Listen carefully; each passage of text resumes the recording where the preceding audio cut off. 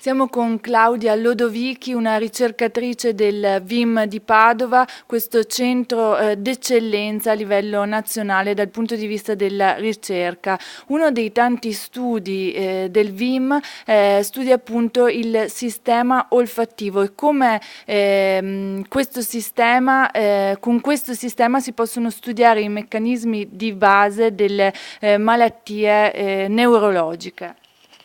Sì, il nostro scopo è quello di studiare il sistema olfattivo che è precocemente e gravemente affetto in molte patologie degenerative, quali il Parkinson o l'Alzheimer, ma anche in patologie psichiatriche come la schizofrenia, per capire in che modo la patologia si sviluppi in questo sistema e l'idealmente capire anche, identificare possibili marcatori che ci permettano di fare una diagnosi molto precoce, quindi poter stabilire una terapia con più tempo e quindi maggior successo, specie per queste patologie gravi.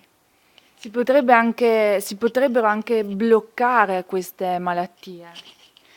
Beh, l'auspicio è quello, mi sembra, l'auspicio è quello, certo la strada è ancora lunga, ma il punto sarebbe proprio questo, anche perché queste aree l'olfatto è precocemente implicato ed è una delle prime sedi, quindi la progressione, poter intervenire a questo livello, significherebbe bloccarne la progressione. Come avvengono concretamente queste ricerche?